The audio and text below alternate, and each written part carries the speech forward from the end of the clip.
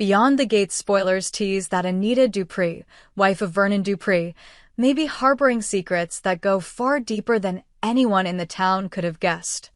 Her life has long been defined by composure, by grace, by the calm presence she keeps within the storm that is her family.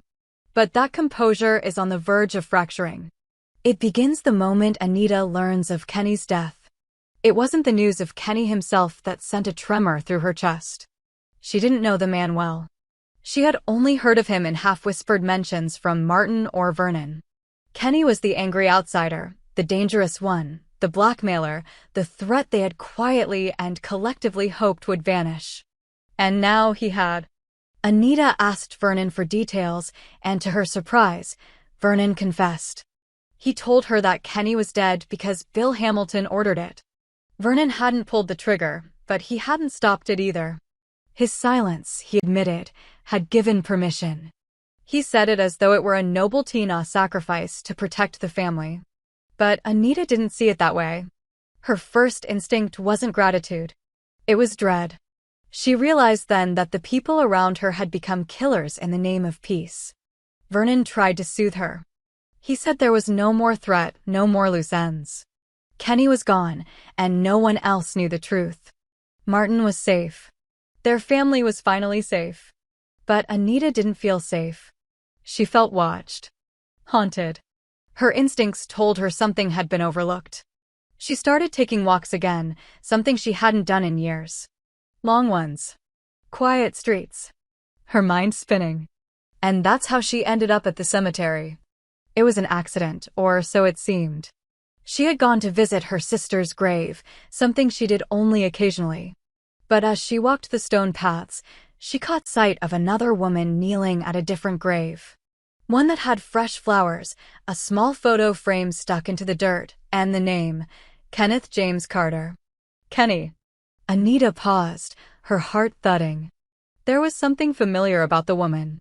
Something buried deep, under layers of time and regret. She almost kept walking. But curiosity got the better of her. She approached. The woman June saw her and turned her head quickly, as if to hide. She stood to leave, but Anita called out. "I'm sorry. I didn't mean to interrupt." June said nothing. "Are you family?" Anita asked. June hesitated. "Yes. I was his mother." Anita took a step closer. "I didn't know Kenny well. But I wanted to. I just felt I owed him an apology. My family." June snapped. "Your family killed him." Anita froze. "I beg your pardon?" June stepped forward, her voice rising. "They killed him, and now you come to mourn? You people act like you own forgiveness. Like you can bury everything under silence." Anita tried to speak, but June wouldn't let her. "You don't even recognize me, do you? You don't remember the girl you left behind? The one you gave up the second she stopped being convenient?" Anita stared at her, breath stolen. "You're my daughter." June's voice cracked with fury. "You gave birth to me and erased me. You let them tell you I died. Or maybe you wanted me to. Maybe it was easier. But I lived. I survived. And now your husband helped murder my son. Your grandson." Anita staggered backward. June turned and ran, tears streaking down her face. Anita stood in stunned silence. Her knees gave out, and she sat down on the grass beside the grave of a boy she never knew was hers. That night, Anita couldn't sleep. She went into the attic, tore open old boxes, and found the hospital file from decades ago. The one with her name on it. The one that said, infant female. Stillborn. She remembered the birth like a fever dream. The confusion. The panic. The hushed tones of nurses. The way Vernon had refused to speak about it afterward. How quickly they had moved on. But the name of the attending physician stood out. She searched him online. He had lost his license in the 90s for falsifying birth records in multiple states. The realization hit her like ice. The stillbirth had been a lie. Someone had taken her daughter from her. Perhaps Vernon had known. Perhaps he had arranged it. Because the child hadn't been his.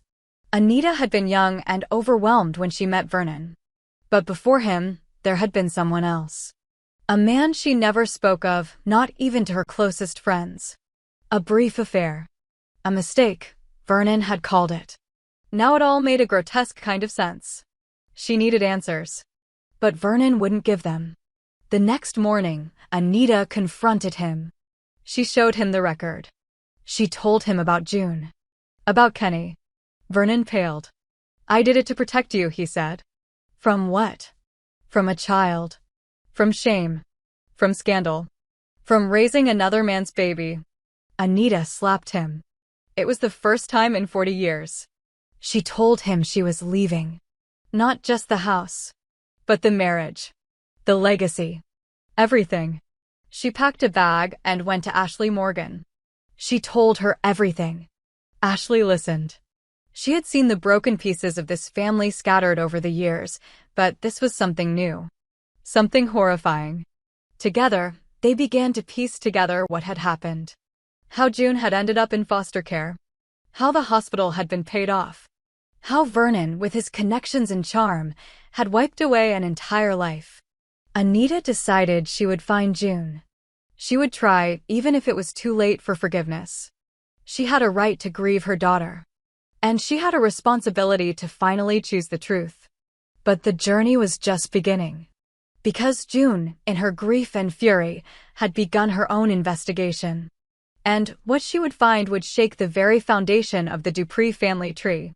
Secrets have a way of rotting the roots. And this family tree was about to fall. Anita Dupree didn't expect June to answer the letter. She had written it in one sitting, late at night, with the kind of honesty that doesn't allow for editing. Every word on that page had been soaked in guilt, not the guilt of someone who planned to abandon her child, but the deeper, more haunting guilt of someone who didn't fight hard enough to stop it from happening. She sent it to an address Ashley Morgan managed to find after some quiet calls and discreet favors. Weeks passed. Silence. Then a phone call. June didn't say hello. She didn't greet her mother.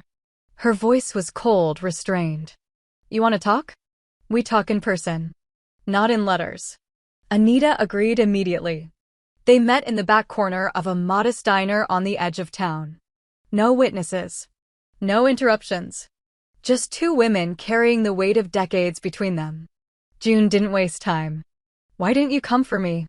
Anita's voice trembled. "I thought you had died. Vernon told me the baby didn't make it. And when I asked, the doctors confirmed it." "You didn't look into it?" "Not once." Anita shook her head. "He said it was too painful to relive. He said the hospital took care of everything. I trusted him. I shouldn't have." June crossed her arms, leaning back in the booth. "So what now? You want forgiveness? Closure?" "I want the truth. All of it. Even if it breaks me. Even if you walk away forever. I need to know who you became. I need to know the boy I never met." The mention of Kenny cracked something in June's mask. Her lip quivered. Her shoulders stiffened. She told Anita about her life. Foster homes. Abuse. Finding Kenny's father. Losing him. Raising Kenny alone. Watching him turn angry. Watching the world corner him. Watching him get killed because he knew too much. "Your family," June said bitterly, "destroyed him." Anita didn't deny it. She didn't try to defend Vernon or Martin or anyone else. "I can't ask you to believe I would have done anything differently. But I can promise you this. I will never defend what they did again. And if you want me to help you bring it all down, I will." June's eyebrows lifted. "You want to expose your husband and your grandson?" "I want to expose the truth. Even if it means losing everything I thought I had." They left the diner without hugging.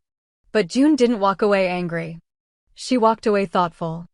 In the days that followed, Anita began digging. She unearthed Vernon's old journals, files locked in the basement, emails stored on his laptop. What she found confirmed what she feared had coordinated the cover-up with Bill Hamilton. He had paid the doctor who lied to her. He had known all along that June was alive. Anita confronted him one final time. He didn't try to deny it. He just sat in his chair, tired, bitter, his legacy unraveling in front of him. "You were weak," he told her. "You would have fallen apart. I did what I had to do to keep this family together. You didn't keep a family together.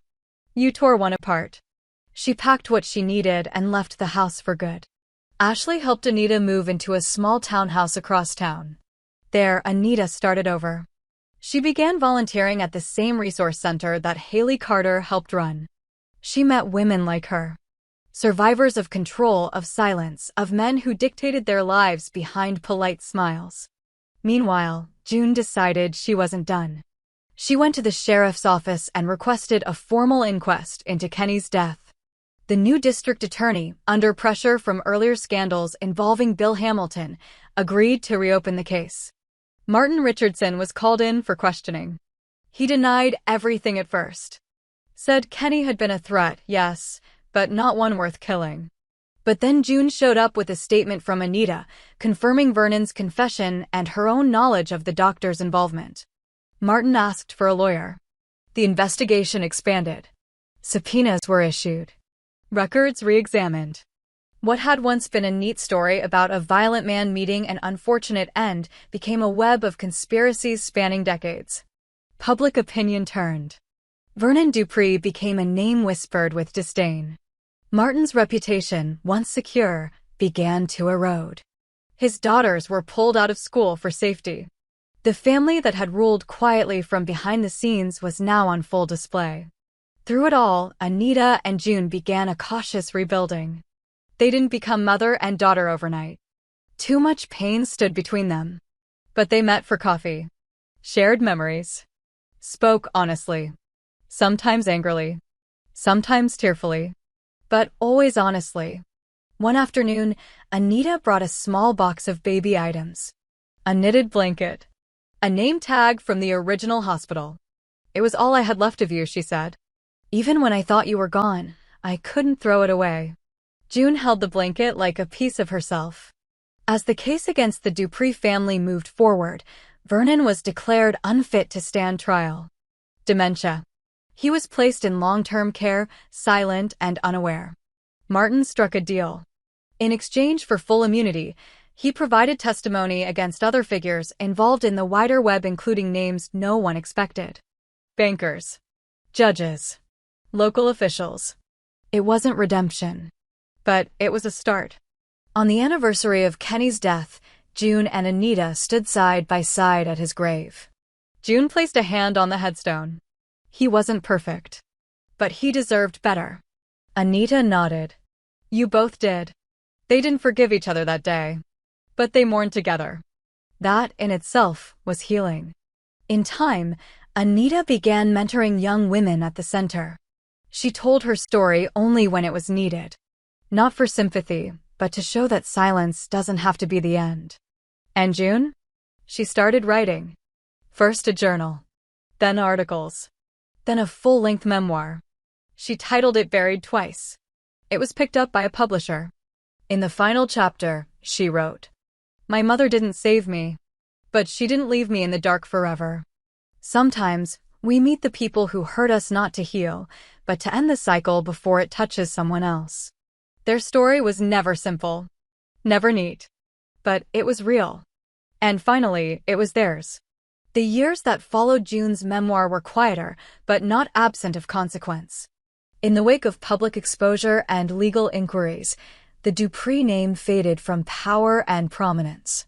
Some in town still whispered sympathy for Martin, others feigned ignorance about Vernon's deeds. But Anita no longer lived in those shadows. Her days were filled with work that mattered: advocacy, mentorship, presence. The past didn't disappear, it became her compass. June, now a published author and speaker, found her footing in a life she never imagined she'd be allowed to live.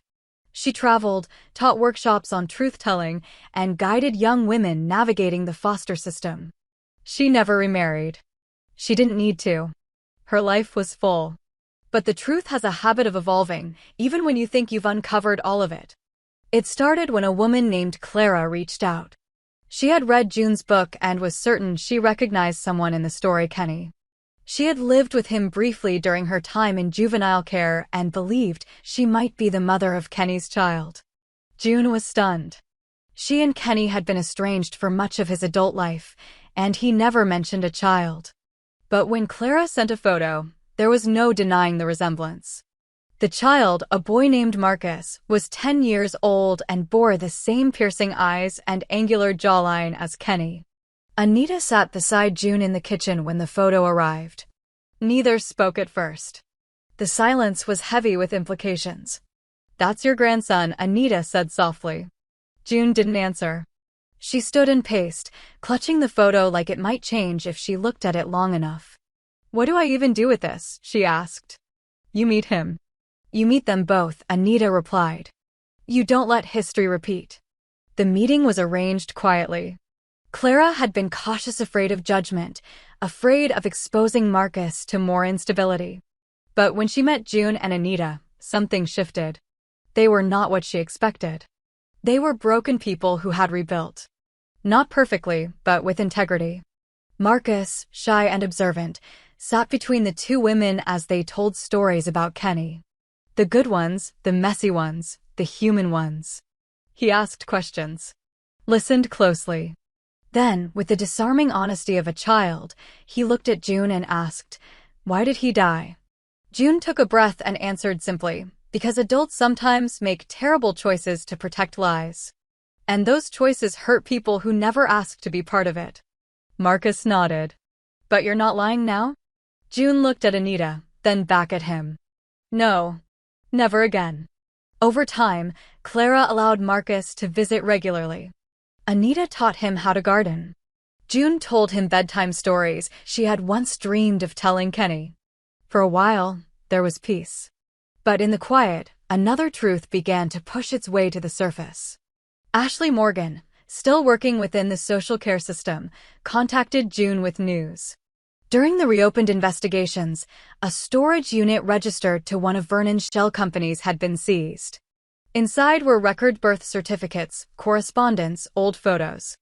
And in one file, a letter Anita had written when she was young. It had never been mailed. It was addressed to the man she loved before Vernon. The man she was told had died. But Ashley found traces of him. His name was Lewis Callahan. He had changed his identity, moved out west, remarried.